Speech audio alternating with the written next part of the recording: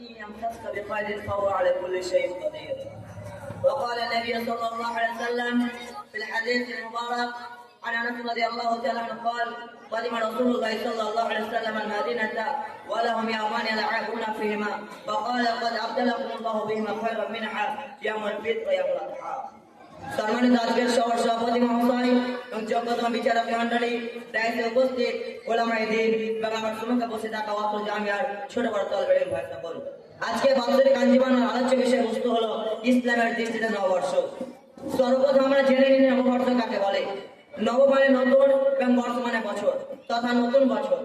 New years day বা নববর্ষ বা নাইরোজ এসব শব্দগুলি নতুন বছরের আগমন এবং এই উপলক্ষে আয়োজিত উৎসব অনুষ্ঠান থেকে ইঙ্গিত করে। এই দিনটি বাংলাদেশ এবং ভারতের নববর্ষ হিসাবে আনন্দ উল্লাসের সাথে পালিত হয়। এই দুই দিনে নারী পুরুষদের অবাধ মেলামেশা, হাসি ঠাট্টা, আনন্দ উল্লাস এবং নারী এবং রাতে অভিজাত এলাকার ক্লাবে মদ্যপায়ন তথা নাচানাচি, পটকা ফুটানো নববর্ষ উদযাপন তাদের আনন্দ ফুর্তি ক্রমে অতিক্রম করে ফেলেছে। নিঃসন্দেহে একজন মুসলিমের ঈমান ও আকীদার বিরোধী কি উপর এবং শিরকের পরিপূর্ণ একজন মুসলিমের এই নববর্ষ একজন মুসলিমের কখনো সংস্কৃতি হতে পারে না। এই অপসংস্কৃতি ধাবায় পড়ে কত তরুণ তরুণী নিজের জীবনের সৌন্দর্যকে হারিয়ে ফেলেছে। কত মায়ের সন্তান এই মুশরিক উৎসবে আটকে পড়েছে। আমাদেরকে একটু ভেবে দেখা দরকার। আজকে আফসোসের কথা এই যে আজকে আমাদের অনেক মানুষের মনে ভাবনা উঠছে, যদি আমাদের বছরের প্রথম দিন ভালো যায় তাহলে আমাদের সারা বছর ভালো যাবে। জি না, আপনার ভালো মনে তো আল্লাহ তাআলার হাতে। আল্লাহ তাআলা বলেন,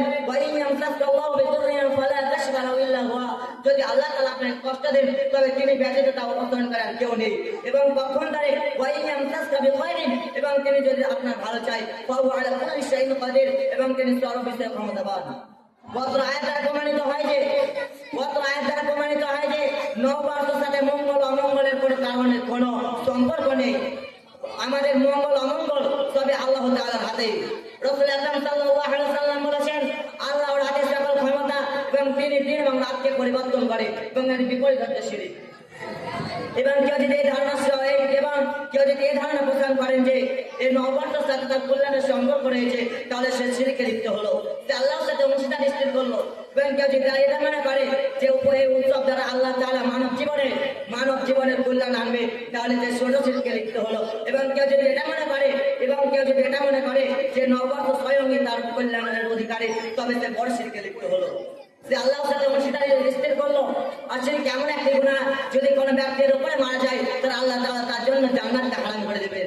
আল্লাহ তাআলা বলেন, ইন্নাহু মান ইউশরিক বিল্লাহি ফাকাদ হারামাল্লাহু আলাইহিল জান্নাহ। যদি কোনো ব্যক্তি আল্লাহর সাথে অংশীদার স্থির করে তাহলে আল্লাহ তাআলা তার জন্য জান্নাতকে হারাম করে দেবেন। ওয়া মাওয়াহুন নার, এবং তার বাসস্থান হয়ে যাবে জাহান্নাম। ওয়া মা লিয-যালিমিনা মিন আনসার, এবং জালিমদের জন্য কোনো অত্যাচার থাকবে না। সম্মানিত উপস্থিতি ব্রাদার ইসলাম, আমাদেরকে এটা জানতে, আমাদেরকে এটা ভেবে রাখতে হবে।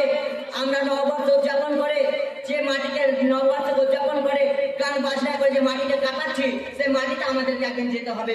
সম্মানিত উপস্থিতি, এবার আমরা হাদিসের দিকে চলে যাই।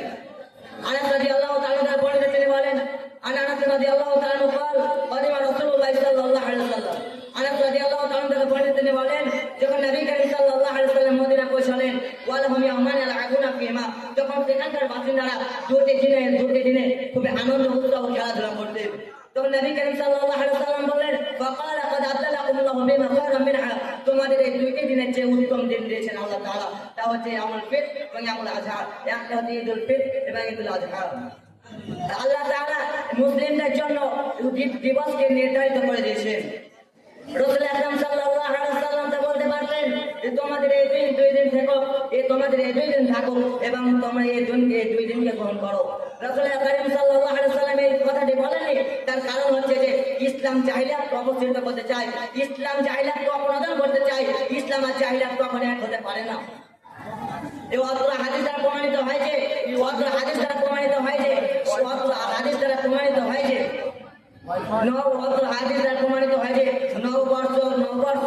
নববর্ষ ইসলামের